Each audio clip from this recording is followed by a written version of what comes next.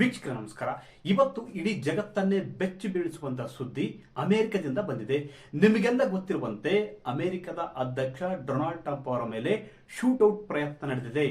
Shootout ಮಾಡುವ ವಿಫಲ ಪ್ರಯತ್ನ ಅಮೆರಿಕದಲ್ಲಿ ನಡೆದಿದೆ. ನೋಡಿ, ಶ್ವೇತಭವನದ ವರದಿಗಾರರು ಏರ್ಪಡಿಸಿದ್ದಂತ ಔತಣಕೂಟದಲ್ಲಿ, ಒಂದು ಖಾಸಗಿ ಹೋಟೆಲ್ನಲ್ಲಿ ಆಯೋಜಿಸಿದ್ದ ಔತಣಕೂಟದಲ್ಲಿ ಅಧ್ಯಕ್ಷರಾಗಿರುವ ಡೊನಾಲ್ಡ್ ಟ್ರಂಪ್, ಅವರ ಪತ್ನಿ ಮೆಲನಿಯಾ ಟ್ರಂಪ್, ಅದೇ ರೀತಿ ಉಪಾಧ್ಯಕ್ಷರಾಗಿರುವ JD ವ್ಯಾನ್ಸ್ ಸೇರಿ ರಕ್ಷಣಾ ಇಲಾಖೆಯ ಅಧಿಕಾರಿಗಳು ಮತ್ತಿತರ ನಾಯಕರು ಕೂಡ ಈ ಒಂದು ಸಭೆಯಲ್ಲಿ, ಈ ಒಂದು ಡಿನ್ನರ್ ಮೀಟಿಂಗ್ ನಲ್ಲಿ ಭಾಗವಹಿಸಿದ್ರು. ಅಷ್ಟೇ ಅಲ್ಲ, ಬಹುತೇಕ ಒಂದು ಪತ್ರಿಕಾ ವರದಿಗಾರರು, ಬಹುತೇಕ ಶ್ವೇತಭವನದ ವರದಿಗಾರರು ಕೂಡ ಭಾಗವಹಿಸಿದ್ರು.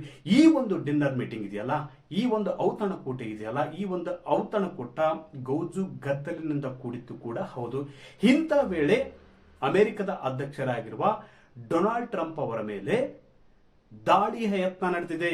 ನೋಡಿ, ಇರಾನ್ ಮತ್ತು ಅಮೆರಿಕದ ಮಧ್ಯಪ್ರಾಚ್ಯದಲ್ಲಿ ನಡೀತಿರ್ತಕ್ಕಂಥ ಯುದ್ಧದ ಸಂದರ್ಭದಲ್ಲಿ ಸಂಘರ್ಷ, ಬಿಕ್ಕಟ್ಟು ತೀವ್ರ ಸ್ವರೂಪ ಪಡೆದುಕೊಂಡ ಬೆನ್ನಲ್ಲಿ ಇಂಥದ್ದೊಂದು ಪ್ರಯತ್ನ ನಡೆದಿದೆ. ಅಮೆರಿಕದ ಅಧ್ಯಕ್ಷರ ಮೇಲೆ ಒಂದು ದಾಳಿ ನಡೆಸುವ ವಿಫಲ ಪ್ರಯತ್ನ ನಡೆದಿದೆ. ಹಾಗಾದ್ರೆ ಅಧ್ಯಕ್ಷರಾಗಿರುವ ಡೊನಾಲ್ಡ್ ಟ್ರಂಪ್ ಅವರ ಹತ್ಯೆಗೆ ಪ್ರಯತ್ನಿಸಿದ್ದು, ವಿಫಲ ಯತ್ನ ಮಾಡಿದ್ದು ಯಾರು? ಡೊನಾಲ್ಡ್ ಟ್ರಂಪ್ ಅವರ ಹತ್ಯೆ ಹಿಂದೆ ಇರಾನ್ ಕೈವಾಡವಿದೆಯಾ?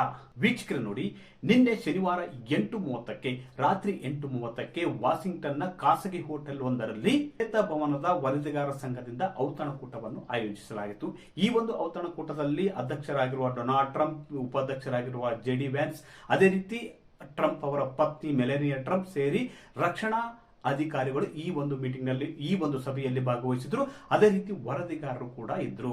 ಈ ಒಂದು ಔತಣಕೂಟದಲ್ಲಿ ಏಕಾಏಕಿ ವ್ಯಕ್ತಿ ಒಬ್ಬ ಅಮೆರಿಕದ ಅಧ್ಯಕ್ಷರ ಮೇಲೆ ಗುಂಡಿನ ದಾಳಿ ನಡೆಸಿದ ಅಂತ ಕೂಡ ವರದಿಯಾಗಿದೆ. ನೋಡಿ, ಈ ಒಂದು ವಿಫಲ ಯತ್ನ ಮಾಡುತ್ತಿದ್ದಂತೆ ಅಲ್ಲಿದ್ದ ಸೀಕ್ರೆಟ್ ಸರ್ವಿಸ್ ನ ಅಧಿಕಾರಿಗಳು, ಆರ್ಮಿ ಫೋರ್ಸ್ ಅಧ್ಯಕ್ಷರನ್ನು ಬಚಾವ್ ಮಾಡಿದೆ. ನೋಡಿ, ಈ ಒಂದು ದಾಳಿ ಅಂದ್ರೆ ಬಂದೂಕಿನಿಂದ ಗುಂಡು ಹಾರಿಸುತ್ತಿದ್ದಂತೆ, 2 ರಿಂದ 3 ಸುತ್ತಿನ ಗುಂಡು ಹಾರಿಸುತ್ತಿದ್ದಂತೆ ಬಹುತೇಕ ಅಲ್ಲಿ ಕುಳಿತಿದ್ದಂತ ಅಧ್ಯಕ್ಷರಾಗಿರುವ ಡೊನಾಲ್ಡ್ ಟ್ರಂಪ್, ಅದೇ ರೀತಿ ಮೆಲನಿಯಾ, JD ವ್ಯಾನ್ಸ್ ಟೇಬಲ್ ಕೆಳಗೆ ಅವಿತುಕೊಂಡಿದ್ದಾರೆ. ತಕ್ಷಣ ನೆರವಿಗೆ ಧಾಯಿಸಿದಂತ ಸೀಕ್ರೆಟ್ ಸರ್ವಿಸ್ ಅಧ್ಯಕ್ಷರಾಗಿರುವ ಡೊನಾಲ್ಡ್ ಟ್ರಂಪ್, ಉಪಾಧ್ಯಕ್ಷ, ಅದೇ ರೀತಿ ಗಣ್ಯ ವ್ಯಕ್ತಿಗಳನ್ನು, ನಾಯಕರನ್ನು ಬಚಾವ್ ಮಾಡಿದ್ದಾರೆ.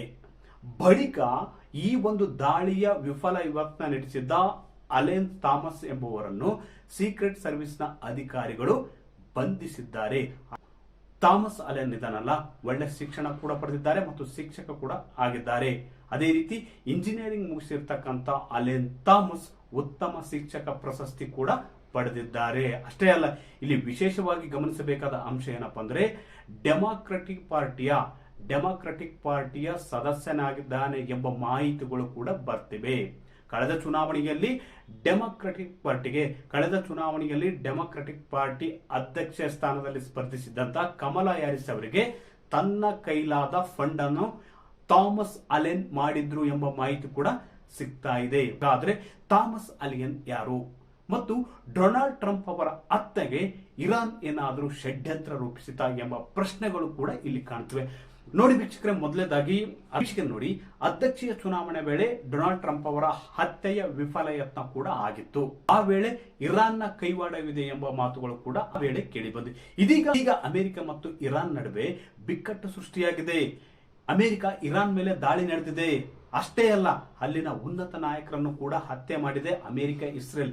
ಇದರಿಂದ ಆಕ್ರೋಶಗೊಂಡಿರ್ತಕ್ಕಂಥ ಇರಾನ್ ಇಂಥದ್ದೊಂದು ಪ್ರಯತ್ನಕ್ಕೆ ಕೈ ಹಾಕಿತ ಎಂಬ ಶಂಕೆ ಕೂಡ ಜಾಗತಿಕವಾಗಿ ವ್ಯಕ್ತವಾಗ್ತಿದೆ. ಅಷ್ಟೇ ಅಲ್ಲ, ಕಳೆದ ಕೆಲವು ದಿನಗಳ ಹಿಂದೆ ಅಷ್ಟೇ ಇರಾನ್ನ IRGC ಇದೆಯಲ್ಲ, ಅದು ಟ್ರಂಪ್ ವಿರುದ್ಧ ಕೆಂಡ ಕಾರ್ತಿದೆ.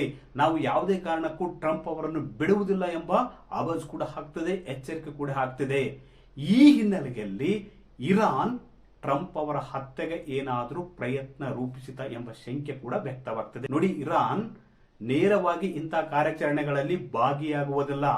ಬಹುತೇಕ ಇರಾನ್ ನಂತ ರಾಷ್ಟ್ರಗಳು ಅಮೆರಿಕದ ವಿರುದ್ಧ ಸದಾ ಕತ್ತಿ ಮಸ್ತಿರ್ತಕ್ಕಂಥ ಇರಾನ್ ಬಾಡಿಗೆ ಹಂತಕರನ್ನು ಖರೀದಿಸಿ ಅವರಿಗೆ ದುಡ್ಡು ಎಲ್ಲವನ್ನು ಕೊಟ್ಟು ಇಂಥ ಪ್ರಯತ್ನಗಳು, ಹತ್ಯೆ ಮಾಡುವಂತ ಪ್ರಯತ್ನಕ್ಕೆ ಸಪೋರ್ಟ್ ಆಗಿ ನಿಲ್ಲುತ್ತೆ, ಬೆಂಬಲವಾಗಿ ನಿಲ್ಲುತ್ತೆ ಎಂಬ ಮಾತುಗಳು ಕೂಡ ರಾಜಕೀಯ ವಲಯದಲ್ಲಿ ಕೇಳಿ ಬರ್ತಿವೆ. ಯಾಕಂದ್ರೆ ಯತ್ನ ನಡೆದಾಗ ಇದರಿಂದ ಇರಾನ್ ಇದೆ ಎಂಬ ಮಾತುಗಳು ಕೂಡ ಕೇಳಿ ಬಂದವು. ಇದೀಗ ಇಂಥ ಶಂಕೆ ಕೂಡ ವ್ಯಕ್ತವಾಗ್ತವೆ. ಇಲ್ಲಿ ಇನ್ನೊಂದು ವಿಶೇಷವಾಗಿ ಗಮನಿಸಬೇಕಾದ ಅಂಶ ಏನಪ್ಪಾ ಅಂದ್ರೆ, ವಾಷಿಂಗ್ಟನ್ ನಲ್ಲಿ ಇರತಕ್ಕಂತ ಈಗಲ್ಟನ್ ಎಂಬ ಹೋಟೆಲ್ ನಲ್ಲಿ 1981ರಲ್ಲಿ ರೊನಾಲ್ಡ್ ರೇಗನ್ ಅವರನ್ನು, ಅಮೆರಿಕದ 40ನೇ ಅಧ್ಯಕ್ಷರಾಗಿದ್ದ ರೊನಾಲ್ಡ್ ರೇಗನ್ ಅವರ ಹತ್ಯೆಗೆ ಯತ್ನಿಸಲಾಗಿತ್ತು. ನಂತರ ಅವರು ಬದುಕುಳಿದಿದ್ದು ಇತಿಹಾಸ.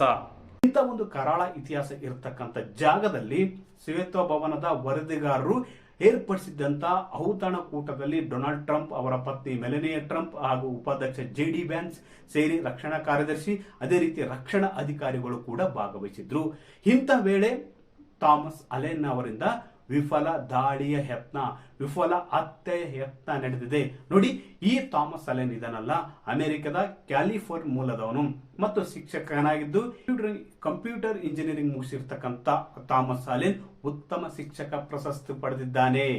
ನೋಡಿ, ಇಲ್ಲಿ ವಿಶೇಷವಾಗಿ ಗಮನಿಸಬೇಕಾದ ಅಂಶ, ಥಾಮಸ್ ಅಲೆನ್ಗೆ ಯಾರು ಕುಮ್ಮಕ್ಕು ಕೊಟ್ಟರು ಎಂಬುದು ಕೂಡ ತುಂಬಾ ಕುತೂಹಲವಾಗಿದ್ದು, ಈ ಕುರಿತು ಈಗಾಗಲೇ ಅಮೆರಿಕದಲ್ಲಿ ದೊಡ್ಡ ಮಟ್ಟದ ತನಿಖೆ ಕೂಡ ಶುರುವಾಗಿದೆ.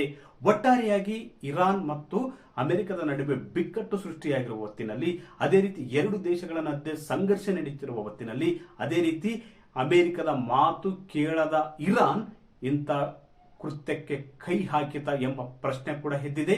ಅದೇ ರೀತಿ ಈ ಎಲ್ಲಾ ಪ್ರಶ್ನೆಗಳಿಗೆ ಉತ್ತರ ಇನ್ನು ಕೆಲವೇ ದಿನಗಳಲ್ಲಿ ಸಿಗುವುದಂತೂ ಸ್ಪಷ್ಟ, ಅದು ತನಿಖೆಯ ನಂತರ.